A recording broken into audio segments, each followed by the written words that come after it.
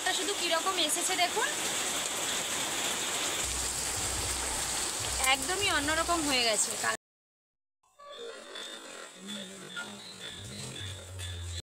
অনেক রকম চিকেন তো খেয়েছেন, একবার এই পোস্ত চিকেন খেয়ে দেখুন, অসম্ভব সুন্দর কিন্তু খেতে এই পোস্ত চিকেন।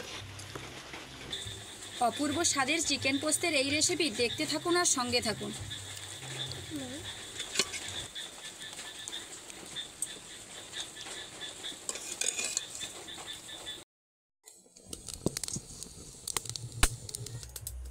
নমস্কার বন্ধুরা, আমি দেবযানীর রান্নাঘরে ভিলেজ ফুডে আপনাদের সকলকেই স্বাগত জানাই। প্রত্যেক দিনের মতো আজকেও কিছু না কিছু রান্না আমি আপনাদের সঙ্গে শেয়ার করব। আজকে কিন্তু খুবই একটা ইউনিক রেসিপি আমি আপনাদের সঙ্গে শেয়ার করব। আজকে এখানে দেখছেন থালা ভরা চিকেন রয়েছে। আজকে কিন্তু পোস্ত চিকেন বানাবো।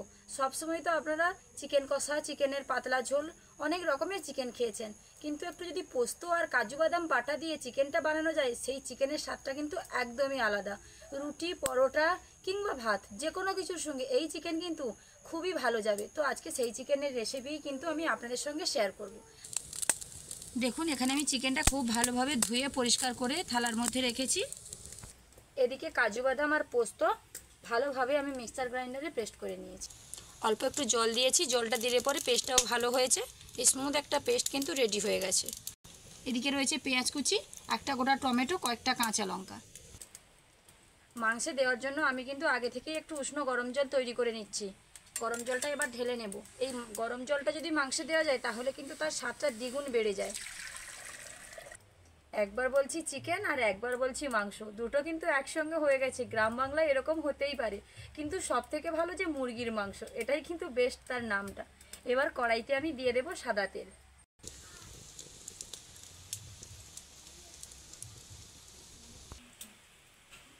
এইবার আমি কড়াইতে দিয়ে দেব টমেটো আর পেঁয়াজ কুচি। কাঁচা লঙ্কাটা আমি আলাদা রাখছি, একটুখানি পরেই দেব। আগে পেঁয়াজটা দেই, তারপর টমেটোটা দেব। এই পোস্ত চিকেনে আবার চিকেন হয়ে যাচ্ছে, দেখেছেন তো? পোস্ত চিকেনে যদি পেঁয়াজটা একটু বেটে দেওয়া যায় তাহলে কিন্তু খুবই ভালো হয়, তবে গাঢ়ত্বটা খুব ভালো আসে, কিন্তু আমি এখানে কোচানোই দিয়েছি। এবার আমি হালকা করে একটু লবণ দিয়ে দেব, যাতে পেঁয়াজটা খুব তাড়াতাড়ি গলে যায়। পেঁয়াজটা যত তাড়াতাড়ি গলে যাবে চিকেন রান্নার ক্ষেত্রে ততটাই সুবিধা হবে। হালকা আঁচে পেঁয়াজটাকে আগে আমি গলিয়ে নেব ভালোভাবে। রান্না বসিয়ে দিয়েছি, আর পেঁয়াজ তো লবণ দেওয়ার জন্য হালকা হালকা গলতে শুরু করেছে। আমি এদিকে একটা আদা রসুনের পেস্ট নিয়েছি, পেস্টটা কাটছি, হঠাৎ করে মেঘের দিকে চোখ পড়ে গেল বাইরের দিকে। দেখি না একদম পুরো রাতের মতন অন্ধকার হয়ে গেছে। বৃষ্টি কিন্তু এক্ষুনি আসবে বলে, মানে আসলো বলেই। আকাশের অবস্থাটা শুধু দেখুন, প্রচুর প্রচুর মেঘ করেছে, এক্ষুনি বৃষ্টি আসবে। মানে আকাশের খুবই মন খারাপ, এক্ষুনি কান্না করবে, ব্যাপারটা এরকমই হয়েছে। বলতে না বলতেই বৃষ্টি পড়া শুরু হয়ে গেছে। দেখুন, হালকা হালকা বাতাস দিচ্ছে আর একদিকে বৃষ্টিও হয়ে যাচ্ছে। খুব বাতাস হচ্ছে, এদিকে উনুনটা একদম নিভু নিভু হয়ে গেছে। এদিকে পেঁয়াজটা খুব ভালোভাবে গলে গেছে, যদিও একটু বাকি আছে, তবে আদা রসুনের কাঁচা গন্ধটা যাওয়ার জন্য একটু আগে থেকেই দিতে হবে, না হলে আদা রসুনের কাঁচা গন্ধটা যাবে না।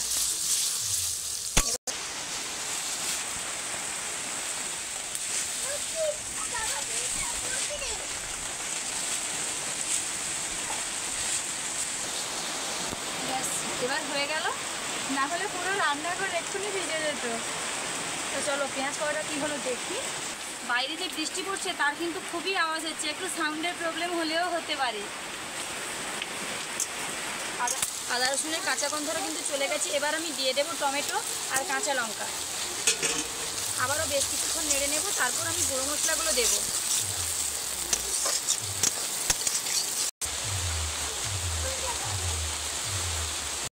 এত অসময়ে চলে এলো, আর কি বলবো আপনাদের। মানে আমি যে রান্নাটা করছিলাম এনার্জি একদমই লস করে দিল। এদিকে ঠান্ডা ঠান্ডা বাতাস ভালো লাগছে, কিন্তু চারিদিকে এত আওয়াজ হচ্ছে, বৃষ্টি পড়ছে, এদিকে রান্নাঘরে ঝাঁপটাও ছেড়ে দিতে হয়েছে। এবার আমি দিয়ে দেবো পরিমাণ মতো হলুদের গুঁড়ো।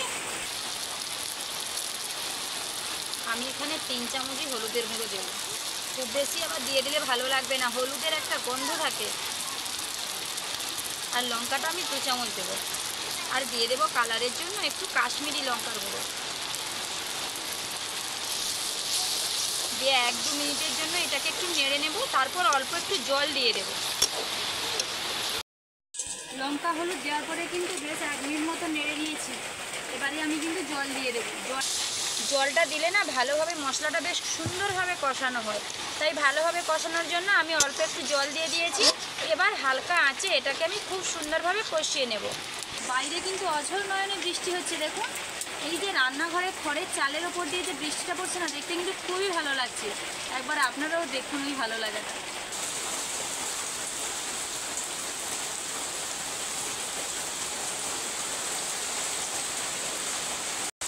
বেশ কিছু সময় আমি কষে নিয়েছি, আর দেখুন ওপরে এই যে তেল তেলে ভাবটা দেখলেই কিন্তু বুঝতে হবে মশলাটা কষানো আমার খুবই ভালো হয়েছে। এবার আমি দিয়ে দিচ্ছি একে একে ধুয়ে রাখা চিকেনগুলো। পোস্ত দিয়ে সবসময় আলু পোস্ত ঝিঙ্গা পোস্ত না বানিয়ে এরকমভাবে একদিন চিকেন পোস্ত বানাবেন, খুবই ভালো লাগবে। বিশেষ করে এই রকম বৃষ্টির দিনে আজকে কিন্তু সকাল থেকে না বেশ আকাশটা মেঘলা মেঘলা হয়ে আছে, হালকা হালকা চিকচিক করে রোদ বেরোচ্ছে আর মেঘলা মেঘলা হয়ে আছে। তার জন্যই আমি তোমাদের দাদাভাইকে বললাম, তো আজকে একটু চিকেন আনো, ভালোভাবে কষিয়ে পোস্ত দিয়ে রান্না করব। সেই মতো চিকেনও এনেছে, আর পোস্ত কাজু বাদামটাও আমি বেটে নিয়েছি আগে থেকে, আপনাদেরকে যেটা বলেও দিয়েছি। এইবার আমি চিকেনটাকে ভালোভাবে কষে নেব। চিকেনটা কষানোর সময় কিন্তু হালকা আঁচে কষতে হবে। তখন আমি একদমই অল্প লবণ দিয়েছিলাম, এখন কিন্তু আমি পরিমাণ মতো লবণটা দিয়ে দিলাম। দিয়ে হালকা আঁচে 5 থেকে 7 মিনিট মতো আমি চিকেনটা কষিয়ে নেব। আপনারা চাইলে আলু দিতেও পারেন, আবার নাও দিতে পারেন। বিশেষ করে পোস্ত চিকেনে আলুটা না দিলেই ভালো লাগে। তবে যদি কেউ খেতে চান, বাড়িতে অনেকে তো আলু প্রিয়সী আছে, অনেকে আবার এই চিকেনের আলু খেতে খুবই ভালোবাসে, তাদের জন্য অবশ্যই এই চিকেনে আলুটা দেওয়া যেতেই পারে। কিছুক্ষণ ধরে কিন্তু কষানো হয়ে গেছে, দারুণ একটা কালার চলে এসছে, দেখতে কিন্তু অসম্ভব সুন্দর লাগছে। আর এক্ষুনি মনে হচ্ছে যেন চিকেন কষা হয়ে গেছে, রেডি, একদম খেয়ে নিই। প্রায় অর্ধেক কিন্তু চিকেন কষা রেডি হয়ে গেছে। এবার আমি পোস্ত আর কাজু বাদাম বাটাটা ওপর থেকে দিয়ে দেব। পোস্ত আর কাজু বাদাম বাটাটা দেওয়ার পরে কিন্তু খুব বেশিক্ষণ আর নাড়া যাবে না। পোস্ত কাজু বাদাম খুব বেশিক্ষণ তেলে কিন্তু না নাড়াই ভালো, কারণ তার স্বাদ যে থাকে সেটা কিন্তু চলে যায়। তাই 1-2 মিনিট মতন আমি পোস্ত আর কাজু বাদামটা চিকেনের সঙ্গে নেড়ে নেব, তারপরেই আমি গরম করে রাখা জলটা দিয়ে দেব। আমি পোস্ত আর কাজু বাদামের বাটাটা চিকেনে দিয়ে দিয়েছি, তার কালারটা একদমই আলাদা হয়ে গেছে, দারুণ একটা কালার চলে এসছে। এবারে আমি দিয়ে দেব জল। আরও একটু জল দিতে হবে।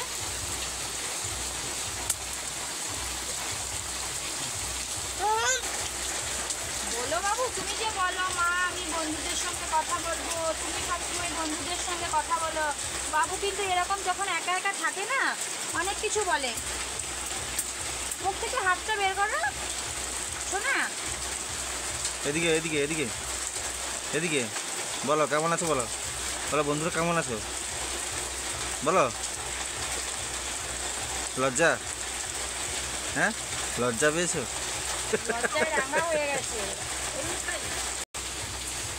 কালারটা দেখুন, একদমই যখন যে ঝিঙ্গা পোস্ত হয় না, তখন যে অল্প একটু জল দেই, ঠিক সেই কালারটা কিন্তু চলে এসেছে চিকেন পোস্ততে।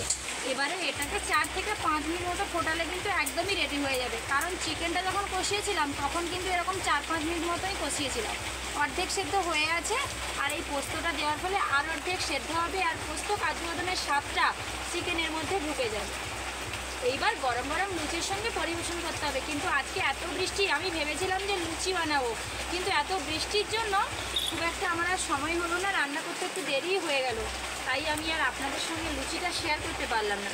অন্য একদিন দারুণ একটা লুচির রেসিপি আমি আপনাদের সঙ্গে শেয়ার করব। প্লিজ প্লিজ আমার চ্যানেলটিকে সাবস্ক্রাইব করে রাখবেন, তাহলে দেখতে পাবেন নিত্য নতুন সব রান্না।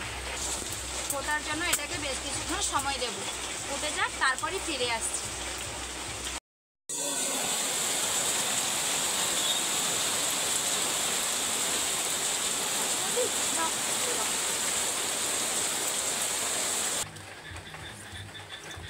রান্না কিন্তু আমার কমপ্লিট হয়ে গেছে পোস্ত চিকেন। এবার আমি ওপর থেকে দিয়ে দেব গরম মশলা। এই গরম মশলা কিন্তু আমার বাড়িতে গুঁড়ো করা গরম মশলার স্বাদ ও সেন্ট দুটোই কিন্তু একদমই আলাদা হয়। এবার কিন্তু এটাকে আমি নামিয়ে নেব। একদম গ্রেভি গ্রেভি হয়েছে দেখুন, পোস্ত আর কাজু বাদাম বাটাটা দেওয়ার কারণে সেই যে লাল ভাবটা সেটা আর নেই, তবে কিন্তু আলাদা একটা দারুণ কালার এসছে, এই দেখুন। তাহলে বন্ধুরা, আমার এই পোস্ত চিকেনের রেসিপি যদি আপনাদের ভালো লেগে থাকে প্লিজ লাইক কমেন্ট ও শেয়ার করতে ভুলবেন না। আর ওই রকম নিত্য নতুন রান্নার ভিডিও পাওয়ার জন্য অবশ্যই আমার চ্যানেলটিকে সাবস্ক্রাইব করে আমার পাশে থাকবেন, যাতে প্রত্যেক দিন নতুন নতুন রান্নার ভিডিও আমি আপনাদের সঙ্গে শেয়ার করতে পারি।